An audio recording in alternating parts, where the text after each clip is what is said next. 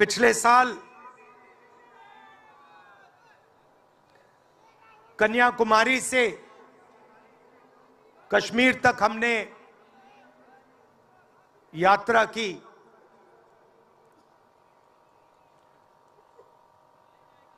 यात्रा करनी पड़ी। अगर मैं अपने आप से पूछता 2004 में, 2010 में, 2014 में कि मुझे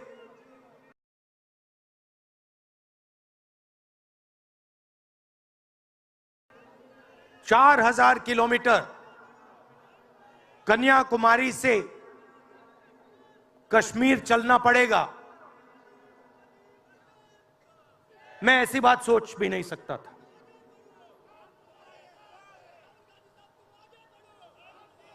ये यात्रा, शांत हो जाए, ये यात्रा हमें क्यों करनी पड़ी? क्योंकि देश का जो कम्युनिकेशन का सिस्टम है, चाहे वो मीडिया हो, सोशल मीडिया हो, वो आज देश के हाथ में नहीं है। जनता के जो मुद्दे हैं, बेरोजगारी, हिंसा, नफरत, महंगाई, किसानों के मुद्दे, अग्निवीर के मुद्दे, जवानों के मुद्दे, वो मुद्दे आपको मीडिया में नहीं दिखाई देंगे। तो हमने ये यात्रा करनी पड़ी क्योंकि और कोई चारा नहीं था। देश के ध्यान को पकड़ने के लिए विपक्ष को 4,000 किलोमीटर, और सिर्फ राहुल गांधी नहीं चला, यह गलतफहमी में मत रहिए कि ये राहुल गांधी चला है। सब पार्टियों के, सब विपक्ष के पार्टियों के लोग चले, सब नेता आए, हिंदुस्तान का पूरा विपक्ष इन यात्राओं में शामिल हुआ। शरद पवार जी आए, उद्धव जी आए, तेजस्वी आए।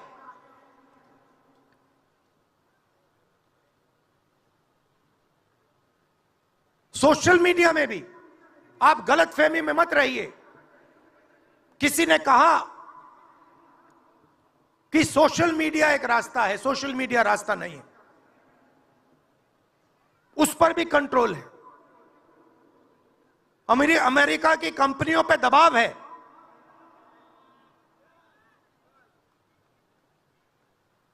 तो काफी डिस्कशन होता है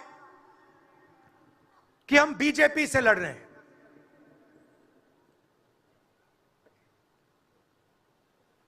लोग सोचते हैं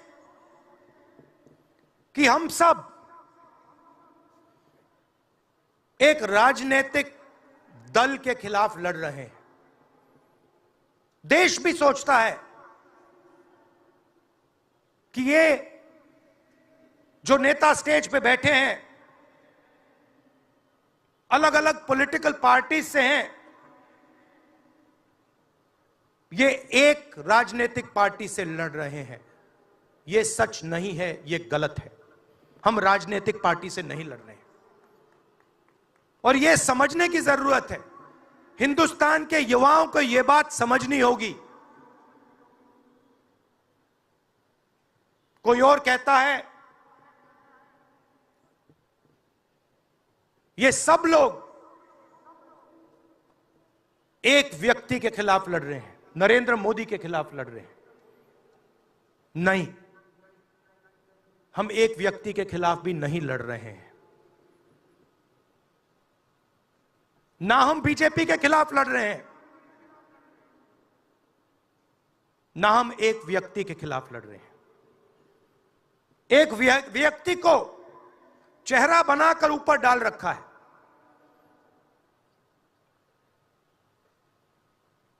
हिंदू धर्म में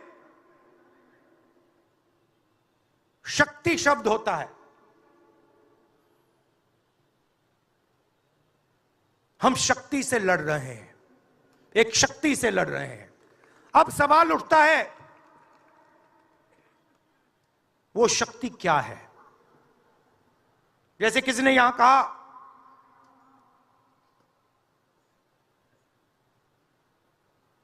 राजा की आत्मा ईवीएम में है। सही है, सही है। राजा की आत्मा ईवीएम में है।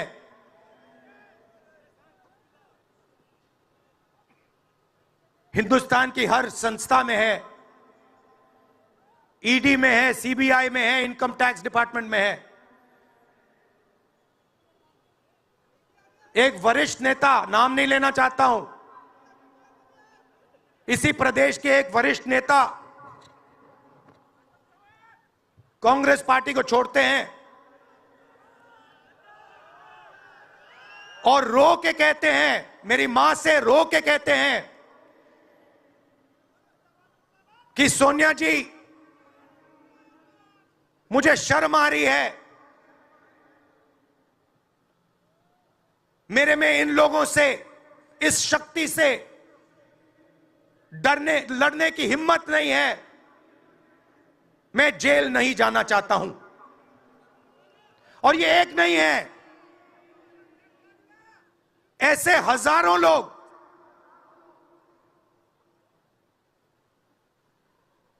डराए गए हैं। क्या आप सोचते हो शिवसेना के लोग, एनसी के लोग ऐसे ही चले गए? नहीं। जिस शक्ति की मैं बात कर रहा हूं, उन्होंने उनका गला पकड़कर उनको बीजेपी की ओर किया है और वो सब डर के गए हैं।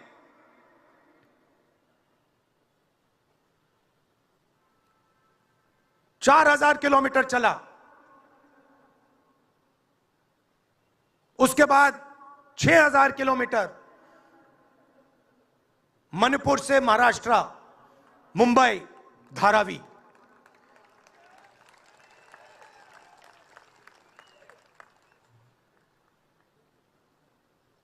क्या मैंने देखा, क्या सुना, मैं आपको समझा नहीं सकता, शब्दों में नहीं बता सकता मैं आपको। बोल रहा हूं तो बात याद आई, मेरे पास एक युवा आता है, जीप पर कूदता है, सिक्योरिटी वाले उसको मारते हैं, दबाकर मारते हैं, तब भी वो आता है, हाथ पकड़ता है, आंख में आंसू, मुझे कहता है, राहुल जी, मैंने 3 साल हर रोज सुबह रनिंग की, पुलअप्स की, पुशअप की, दंड बैठक, सब कुछ मैंने किया। मेरे दिल में देशभक्ति थी। मैं चाहता था कि मैं लद्दाख में जाकर, ठंड में जाकर, ठंड में कांपूं, देश के दुश्मनों के सामने कांपूं, और एक दिन अगर मौका बने तो उनकी गोली भी खाऊं। यह मैंने सोचा था। राहुल जी, अग्निवीर लागू कर दिया। मेरे देश ने मुझे धोखा दिया है। नहीं, तुम्हारे देश ने तुम्हें धोखा नहीं दिया, तुम्हारी सेना ने तुम्हें धोखा नहीं दिया, उसी शक्ति ने तुम्हें धोखा दिया है। नरेंद्र मोदी भाइयों और बहनों सिर्फ मास्क है, मुखौटा है, जैसे ये बॉलीवुड के एक्टर हैं, उनको रोल दिया गया है कि भैया आज सुबह आपको ये करना है, कल आपको ये बोलना है, परसों आप ये करोगे, सुबह उठ के समुद्र के नीचे जाओ, चलो सी प्लेन में उड़ो। 56 इंच की छाती नहीं है, खोखला व्यक्ति है।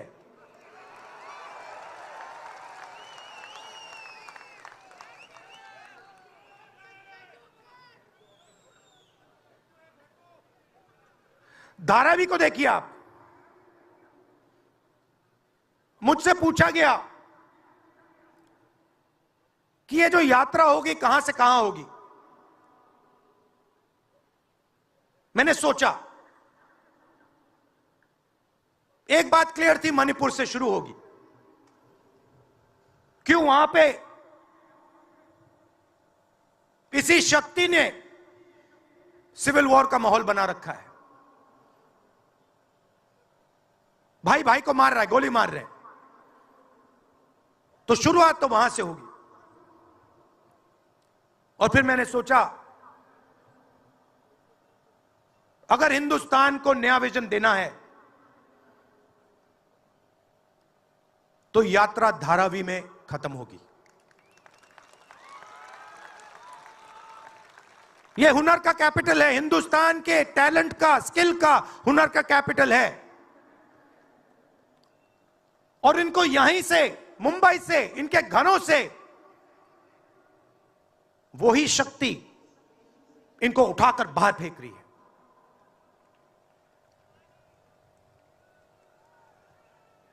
एक साथ मिलकर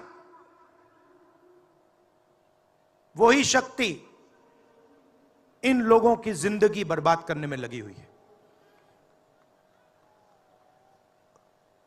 मैं आपको इस स्टेज से बता रहा हूं, चाइना में एक शहर है, उसका नाम शेंजन है। सच्चा मुकाबला उस शहर से है जो आपको मीडिया में कभी कोई नहीं बताएगा। धारावी शेंजन का मुकाबला कर सकता है। बैंक के दरवाजे इन बच्चों के लिए खोलो, इन बच्चों को सरकार की मदद करो, और फिर देखो ये शेंजन का क्या करते हैं। उठा के परे कर देंगे शेंजन को ये लोग। Made in Mumbai, made in Dharavi, made in China को उड़ा के हटा देगा, परे कर देगा। मगर नहीं, 22 लोग हैं यहां पे, 22 लोगों के पास उतना ही धन है जितना हिंदुस्तान के 70 करोड़ लोगों के पास है।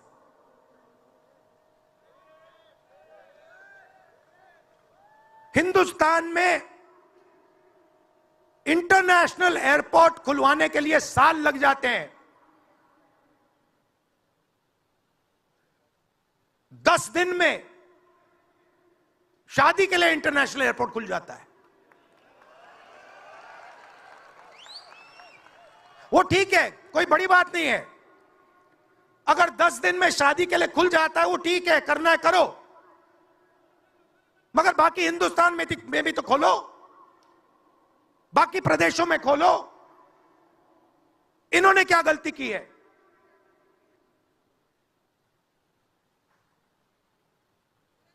पचास 50% हिंदुस्तान की आबादी पिछड़े वर्ग की है,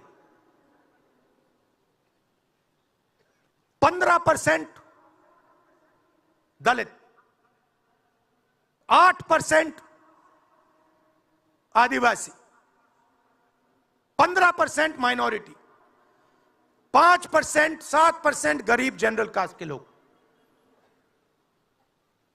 मीडिया के मालिकों की लिस्ट निकालिए, नाम दिखा दीजिए मुझे।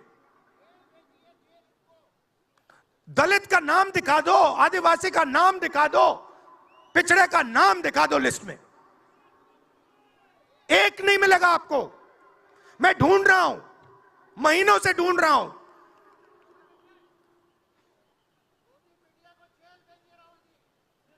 इनकी गलती नहीं है बेचारों की। जैसे मोदी जी मुखौटे हैं, जैसे उनका रिमोट कंट्रोल इनका भी है।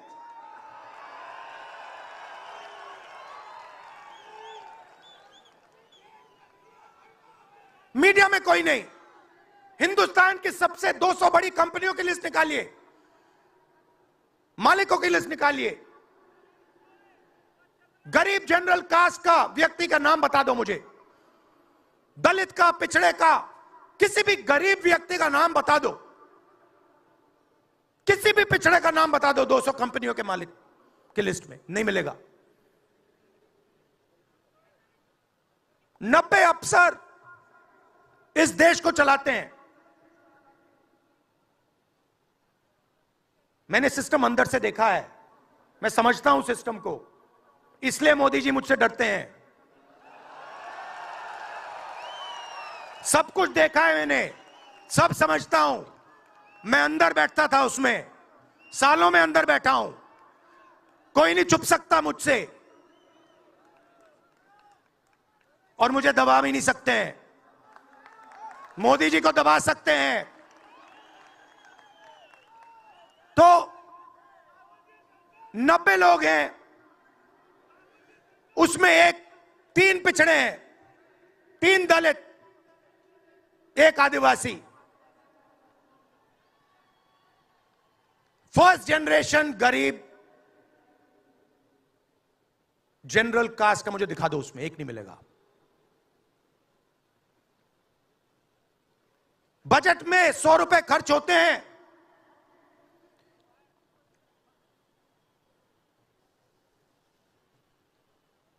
पिछड़े, दलित, आदिवासी सबको मिला दो, 6 रुपए का निर्णय लेते हैं। पॉलिसी कहां बनती है? पॉलिसी ये 90 लोग बनाते हैं, उसमें 200-300 और जोड़ दो,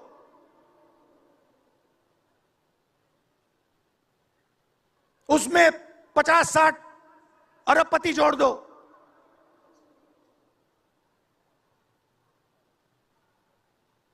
ये है सच्ची शक्ति जो हिंदुस्तान को चला रहा है, और इससे आप कोई नहीं बचेगा, आप में से कोई नहीं बचने वाला। यहां किसी ने ईवीएम की बात की, मैं आपको बता रहा हूं, ईवीएम के बिना नरेंद्र मोदी चुनाव नहीं जीत सकता है। इलेक्शन कमीशन से हमने कहा कि एक काम कीजिए, विपक्ष की पार्टी को ये मशीनें दिखा दीजिए, खोल के हमें दिखा दीजिए ये कैसे चलती हैं, हमारे एक्सपर्ट्स को दिखा दीजिए। इलेक्शन कमीशन नहीं दिखाता। फिर हमने कहा देखिए, इसमें से कागज निकलता है, वोट मशीन में नहीं है, वोट कागज में है। ठीक है, आप मशीन चलाइए, मगर कागज की भी गिनती कर दीजिए। इलेक्शन कमीशन कहता है नहीं, कागज की गिनती नहीं होगी। क्यों नहीं होगी? कैसे नहीं होगी? सिस्टम नहीं चाहता कि ईवीएम की गिनती हो जाए। क्यों? क्योंकि यह सिस्टम आपके धन को चोरी करने का सिस्टम है। ये आप लोग जीएसटी देते हो, उतनी ही जीएसटी देते हो जितना अदानी देता है। 18% शर्ट पे देते हो, उतनी वो देता है। उसकी आमदनी लाखों करोड़ रुपए, आपकी 50,000 रुपए। और फिर देखो पैसा कहां जाता है। कोई भी स्कीम देख लो, फसल बीमा योजना देखो, 35,000 करोड़ रुपए 16 कंपनियों को जाता है। उसमें आपको एक दलित नहीं मिलेगा, एक पिछड़ा नहीं मिलेगा, एक गरीब नहीं मिलेगा। कानून ये 90 लोग बनाते हैं। पैसा जाता है 16 कंपनियों में। और जब हमारे किसान कहते हैं ओला गिर गया, बारिश हो गई, बर्बाद हो गए, वो कहते हैं भैया नहीं, तुम्हें मुआवजा नहीं मिलेगा, ये तुम्हारा है ही नहीं, तुम्हें कैसे मिलेगा, मर जाओ जाके। नरेंद्र मोदी जी का काम आपके ध्यान को भटकाने का है।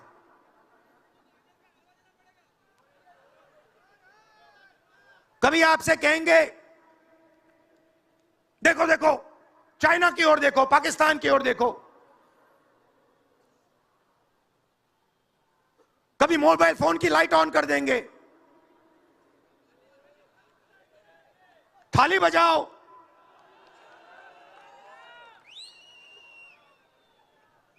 कभी कहेंगे देखो मेरा अपमान कर दिया, जैसे अभी किसी ने उनकी पत्नी के बारे में बोला, अब कहेंगे देखो मेरा अपमान कर दिया, ध्यान भटकाने के लिए। अब देखना होगा।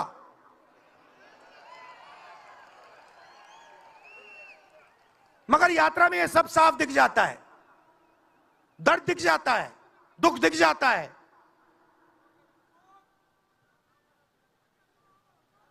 चालीस साल से सबसे ज्यादा बेरोजगारी हिंदुस्तान में आज है। मीडिया में आपको एक मिनट के लिए नहीं दिखता।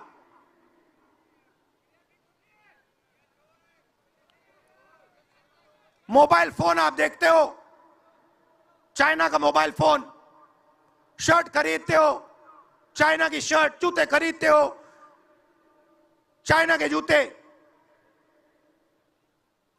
चाइना के युवा को फायदा हो रहा है, और किसको फायदा हो रहा है? और किसको फायदा हो रहा है? यह आपने कभी पूछा अपने आप से? जब चाइना का यहां माल बिकता है, सिर्फ चाइना को फायदा नहीं होता, हिंदुस्तान के अरबपतियों को भी फायदा होता है भाई और बहनों। इसलिए धारावी को कभी उठने नहीं देंगे। इसलिए धारावी को यह सरकार कभी सपोर्ट नहीं दे सकती।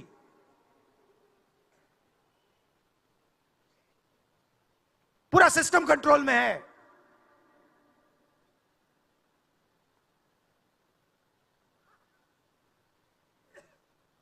जब इनकी पहले सरकार आई, मैं आपको दिल की बात बताता हूं, पहले इनकी सरकार आई, अरुण जेटली मेरे पास आते हैं, कमरे में बैठते हैं और मुझे कहते हैं राहुल, ये जो लैंड एक्विजिशन का मामला है,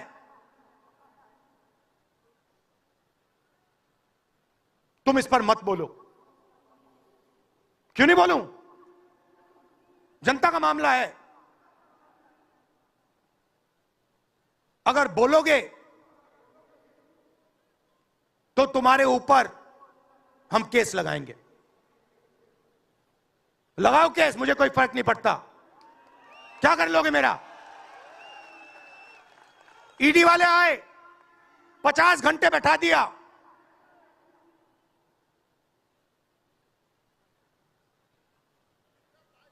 अंत में पता है क्या बोलता है ईडी का अफसर? मुझे पता है क्या बोलता है? कहता है राहुल जी, आप किसी से नहीं डरते हो, आप नरेंद्र मोदी को हरा सकते हो।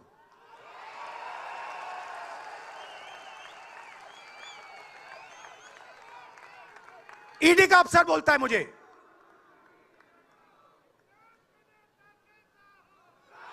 मगर मैं राहुल गांधी नहीं हूं। आप ये मत सोचो कि मैं राहुल गांधी हूं। आप ये मत सोचो कि उद्धव ठाकरे हैं। ये नहीं है, ये हिंदुस्तान की आवाज है। आप देखिए, हर प्रदेश से यहां लोग बैठे हैं, हर व्यक्ति ने अपनी यहां बात रखी। स्टालिन जी ने अपनी बात रखी, सोरेन जी ने अपनी बात रखी। ये हिंदुस्तान बोल रहा है। नरेंद्र मोदी जी की मीटिंग देखिए, वहां सिर्फ एक व्यक्ति बोलता है।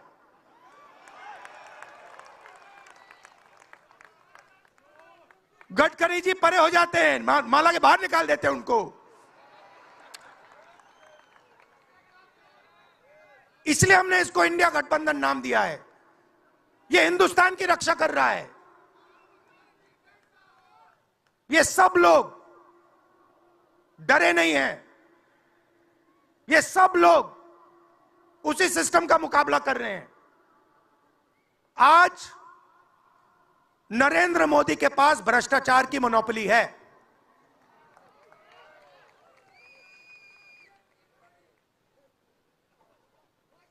इलेक्टोरल बॉन्ड्स का सिस्टम निकाला। मैं आपको समझाता हूं। यहां पे जो छोटे छोटे सड़कों पे ना एक्सटॉर्शन चलता है, हफ्तेबाजी चलती है ना, वो नेशनल लेवल पे कर रहे हैं ये लोग। मैं बता देता हूं, 4 तरीके की हो रही है। एक, पहले ये कॉन्ट्रैक्ट देते हैं, सरकार कॉन्ट्रैक्ट देगी और सीधा परसेंटेज लेगी। इलेक्टोरल बॉन्ड देख लीजिए, उसमें साफ है, कंपनी को कॉन्ट्रैक्ट मिलता है, उसके एकदम बाद वो बीजेपी को हफ्ता देना शुरू कर देती है। दूसरा, सीधा एक्सटॉर्शन, ईडी सीबीआई भेज देंगे। जैसे यहां पे मुंबई का एयरपोर्ट इनको चाहिए था, ईडी सीबीआई भेजी, एयरपोर्ट किसी और को पकड़ा दिया, सीधा एक्सटॉर्शन।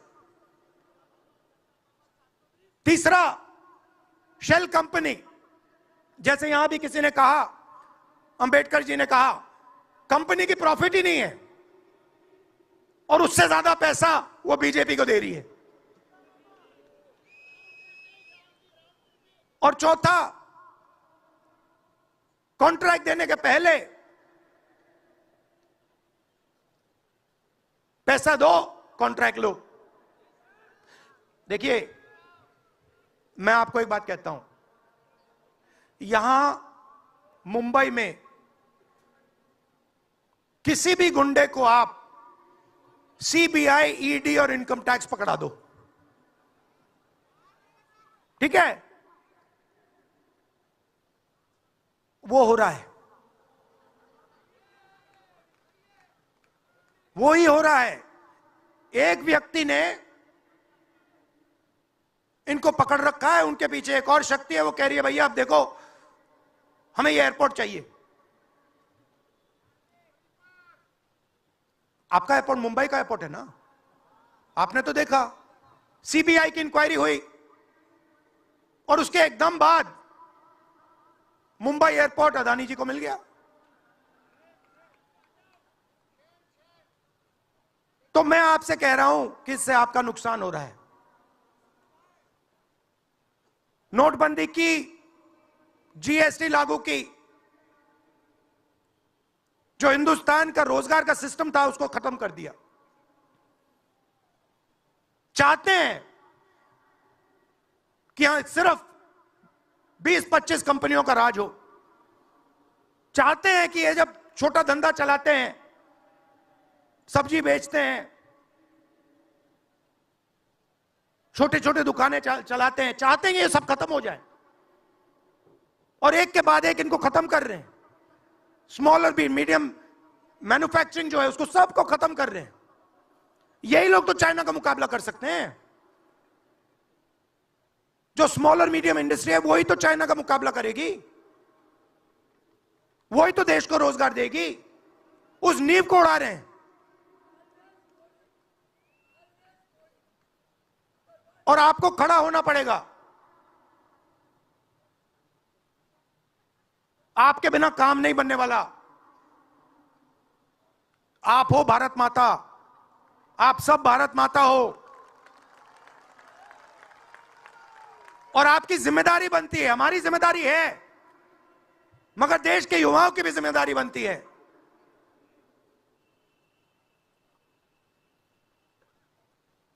पूरा देश अग्निवीर के खिलाफ है। मैं 4000 किलोमीटर चला, एक युवा ने मुझे नहीं कहा कि अग्निवीर अच्छा लगता है। वो जो रो रहा था मुझे कहता है राहुल जी मैं नहीं जाऊंगा, मैं नहीं जाऊंगा, मैं अग्निवीर नहीं बनूंगा। और फिर मुझे कहता है राहुल जी जहां पे पहले हम दौड़ने जाते थे वो सब खाली पड़ा है। यात्राओं से मुझे बहुत सीखने को मिला, दर्द भी हुआ, चोट भी लगी,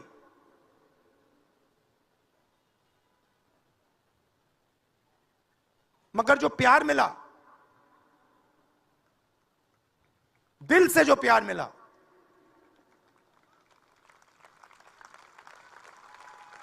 वो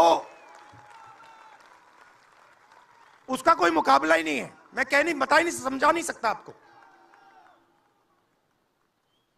और जो भी आप मुझसे करवाना चाहो,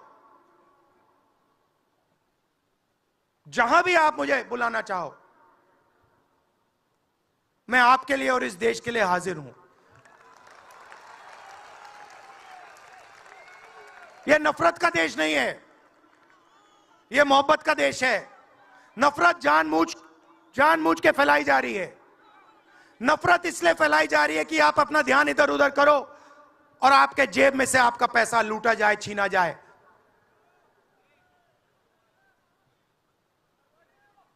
तो नफरत को नहीं फैलने दो।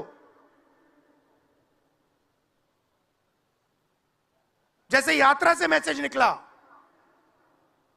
हिंदुस्तान के दिल से मैसेज निकला, नफरत के बाजार में मोहब्बत की दुकान खोलो। यह हमारे सब महापुरुषों ने कहा है। गांधी जी ने कहा, बुद्ध भगवान ने कहा, राम जी ने कहा, यही कहा। अगर राम का, बुद्धा का एक ही मैसेज है